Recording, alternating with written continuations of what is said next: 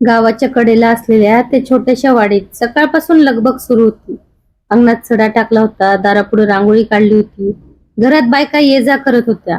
पण त्या सगळ्या गडबडीतही सुमनच्या मनात मात्र कसलं तरी काळं ढग दाटून आलं होतं.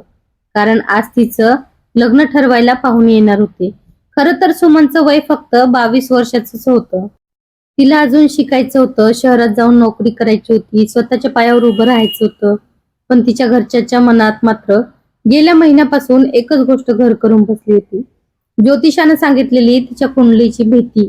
गावातल्या नामांकित जोशी बुवांनी तिची कुंडली पाहिली होती आणि कपाळावर आठ्या पाडत म्हणाले होते, बाई, पोरीच्या पत्रिकेत लग्नाला मोठा धोका आहे.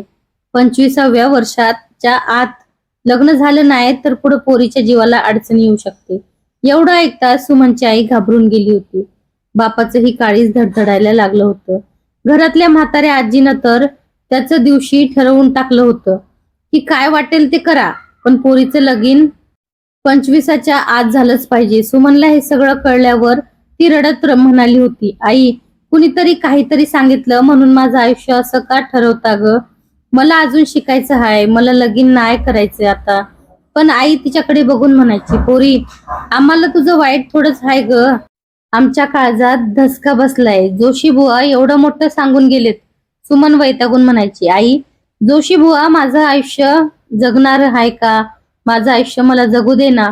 पण तिच्या प्रश्नाचं उत्तर कुणाकडेच नव्हतं. गावात मात्र बातमी वाऱ्यासारखी पसरली होती की सुमनच्या कुंडलीत दोष आहे, म्हणून तिचं लवकर लग्न लावायचं. आणि ज्या दिवशी रघु नावाचा मुलगा पाहायला आला त्या दिवशी सुमनला पहिल्यांदा वाटलं की आता तिच्या स्वप्नांचा खरंच गळा घोटला जाणार. रघु जवळच्या गावात शेती करायचा, दिसायला साधा होता.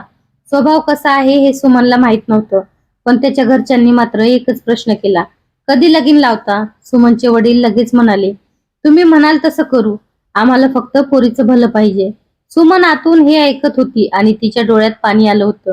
तिची मैत्रीण मंगला तिच्या जवळ येऊन हळू आवाजात म्हणाली, सुमना, खरंच करणार का ग? सुमन म्हणाली, माझं कुणी ऐकायलाच तयार नाही ग, सगळ्यांना त्या कुंडलीच काळजी आहे. मंगला म्हणाली, पण तू नकार दे ना. सुमन हळूच हसली आणि म्हणाली, नकार देऊन काय होणार? माझ्या घरच्यांना वाटल मी आजच लग्न केलं नाही तर उद्या मरून जाईल. त्या रात्री सुमन घरच्या ओसरीवर बसून आकाशाकडे बघत होती. गावभर शांतता होती. दूर कुठंतरी कुत्र भुकत होतं. शेताकडून गार वारा येत होता, पण तिच्या मनात वादळ उठलं होतं. ती स्वतःशीच म्हणाली, देवा, माझ्या आयुष्याचा निर्णय माझ्याशिवाय का घेतायत? दुसऱ्या दिवशी घरात लग्नाची बोलणी पक्की झाली. सुमननं स्पष्ट शब्दात सांगितलं, बाबा, मला हे लग्न नाही करायचं. तिचे वडील काही वेळ शांत राहिले आणि मग म्हणाले, पोरी, आम्ही तुझं वाईट बघतोय का? गावात सगळे काय म्हणतील? जोशीबुवांनी सांगितलंय, वेळ हातातून जाऊ देऊ नको. सुमन म्हणाली, बाबा, जोशीबुवाच्या भीतीपोटी माझं आयुष्य का बरबाद करता? तेव्हा बापाचा आवाज कठोर झाला, बस कर आता, आम्हाला शिकवू नकोस. आईची तब्येत, घरची इज्जत, गावातलं नाव सगळं आमच्या डोक्यावर आहे. सुमनच्या डोळ्यातून अश्रू वाहू लागले. ती म्हणाली, मग माझं काय बाबा? बापाने नजर चुकवली, कारण त्या प्रश्नाचं उत्तर त्यांच्याकडेही नव्हतं. लग्नाचा दिवस उजाडला. घरात ढोल ताशा वाजत होते, बायका ओवाळत होत्या, नातेवाईक हसत होते. पण सुमनच्या चेहऱ्यावर हसू नव्हतं. तिच्या हातावर मेहंदी होती, पण मनावर दुःख होतं. मंडपात ती बसली होती तेव्हा तिच्या मनात एकच विचार होता, हे माझं लग्न आहे की माझ्यावर लादलेला निर्णय? रघु तिच्याकडे बघत होता. त्यालाही तिच्या डोळ्यातला भीतीचा रंग दिसत होता. पण त्याला घरच्यांनी आधीच सांगितलं होतं, पोरीच्या कुंडलीत दोष आहे म्हणून लवकर लग्न करतोय. लग्न लागलं. घरच्यांनी टाळ्या वाजवल्या, अक्षदा टाकल्या. पण त्या अक्षदामध्ये सुमनची स्वप्नही जणू जमिनीवर पडत होती. रात्री नव्या घरात आल्यावर रघुनं तिच्याकडे बघून विचारलं, तुला खरंच हे लग्न करायचं नव्हतं का?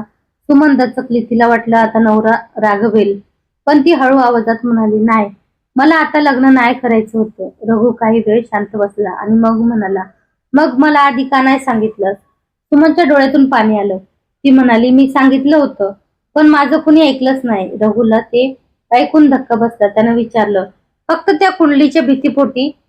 सुमन मान खाली घालून म्हणाली, हो. रघुच्या मनातही प्रश्न निर्माण झाला. एका कागदावरच्या ग्रहाच्या गणनेपेक्षा या मुलीच्या मनाची किंमत कमी आहे का? दुसऱ्या दिवशी रघुने आपल्या आई वडिलांसमोर ही गोष्ट काढली. पण त्याची आई म्हणाली, अरे, पोरीच्या पत्रिकेत दोष आहे म्हणून तर लगीन घाईत केलं. आपल्याला काय धोका घ्यायचा? रघु म्हणाला, आई, धोका कुंडलीत नाही, आपल्या विचारात आहे. घरात शांतता पसरली. रघु पुढे म्हणाला, ही पोरगी शिकायचं म्हणत होती, तिची इच्छा होती, आपण तिची इच्छा विचारली का? कुणीच उत्तर दिलं नाही. तेवढ्यात सुमन बाहेर उभी होती. तिच्या डोळ्यात पहिल्यांदा आशेचा किरण दिसला, कारण लग्नानंतर पहिल्यांदाच कुणीतरी तिच्या मनाची बाजू घेत होता. रघुनं तिच्याकडे बघून सांगितलं, तुला शिकायचं आहे ना, मग शिक, मी तुझ्या पाठीशी आहे. सुमनला विश्वासच बसत नव्हता. ती म्हणाली, पण घरचे? रघु हसून म्हणाला, घरच्यांना समजावू, आयुष्य तुझं आहे, फक्त कुंडलीच नाही. हळूहळू घरात चर्चा सुरू झाली. गावातही लोक बोलू लागले. कुणी म्हणालं, रघु बायकोच्या नादी लागला. कुणी म्हणालं, कुंडलीचा अपमान करतोय. पण रघु ठाम राहिला. त्यानं जोशी बुवांनाही भेटून विचारलं, तुम्ही सांगितलेली गोष्ट इतकी नक्की आहे का? जोशी बुवा म्हणाले, पत्रिकेत शक्यता दिसते. रघु म्हणाला, मग शक्यता म्हणून एका मुलीचं आयुष्य का ठरवता? त्या प्रश्नावर जोशीबुवा गप्प झाले. सुमनच्या वडिलांनाही हळूहळू जाणवू लागलं की त्यांनी भीतीपोटी मुलीची इच्छा दाबली होती. एक दिवस ते सुमनच्या सासरी आले आणि तिच्या समोर हात जोडून म्हणाले, पोरी, आम्ही घाबरलो होतो ग, तुझं वाईट होऊ नये म्हणून चुकीचा निर्णय घेतला. सुमनच्या डोळ्यात पाणी आलं. ती बाबाच्या पायाशी बसली आणि म्हणाली, बाबा, मला तुमच्यावर राग नाही, पण माझ्या आयुष्याचा निर्णय माझ्यासोबत घेता आला असता. बापानं तिच्या डोक्यावर हात ठेवला आणि म्हणाला, आता तुझं आयुष्य तुझ्या मनासारखं जग. एवढं म्हणतो. काही महिन्यांनी सुमननं पुन्हा शिक्षण सुरू केलं. सकाळी घरचं काम करून ती कॉलेजला जाऊ लागली. रघु तिची मोटरसायकल घेऊन तिला बस स्टॉप पर्यंत सोडायला जायचा. गावातल्या लोकांना सुरुवातीला गंमत वाटली, पण नंतर सगळ्यांना वाटलं की ज्योतिषाच्या भीतीनं मुलीचं आयुष्य थांबवण्यापेक्षा तिच्या इच्छेला किंमत देणं जास्त महत्वाचं आहे. सुमननं शिक्षण पूर्ण केलं आणि स्वतःच्या पायावर उभी राहिली. एक दिवस गावातल्या एका मुलीच्या लग्नाची बोलणी सुरू होती आणि तिचे घरचे म्हणत होते, कुंडलीत दोष आहे, लवकर लग्न करा. तेव्हा सुमन तिथे गेली आणि शांतपणे म्हणाली, कुंडली बघा, परंपरा पाळा, श्रद्धा ठेवा, पण पोरीचं मन नक्की विचारा, कारण ग्रह तारे तिचं आयुष्य जगणार नाही, तिला स्वतःच आयुष्य स्वतः जगायचं आहे. त्या दिवशी तिच्या बाबांनी ही मान डोलावली आणि म्हणाले, पोरी बरोबर सांगते, भीतीपोटी घेतलेला निर्णय कधीच चांगला नसतो. सुमन हसली. तिच्या चेहऱ्यावर आता त्या लग्नाच्या दिवसासारखी भीती नव्हती, तर आत्मविश्वास होता, कारण तिला समजलं होतं की नशिबावर विश्वास ठेवणं वेगळं आणि नशिबाच्या नावाखाली माणसाची इच्छा मारणं वेगळं. आणि त्या दिवसापासून गावात एक गोष्ट कायमची बदलली. कुणीही मुलीचं लग्न फक्त कुंडलीच्या भीतीपोटी ठरवण्याआधी तिचं मत विचारू लागलं, कारण एका मुलीच्या डोळ्यातलं स्वप्न कोणत्याही कुंडलीपेक्षा मोठं असतं आणि तिच्या आयुष्याचा निर्णय तिच्या मनाला विचारूनच घेतला पाहिजे. तर कशी वाटली